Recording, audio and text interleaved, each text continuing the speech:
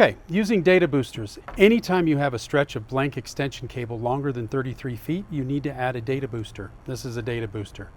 The booster goes at the beginning of the blank run.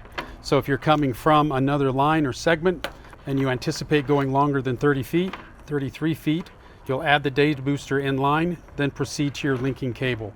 It's one booster per segment. So if you're jumping across a house with 30 feet of cable, then another feet of cable after that, each one of those run gets its own booster.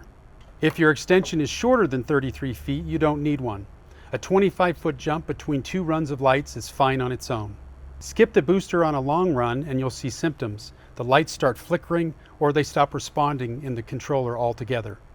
One thing to keep straight, the data booster fixes signal, not power. It has nothing to do with how many lights you can run. That's the job of your power supply and power injection, and we cover that separately.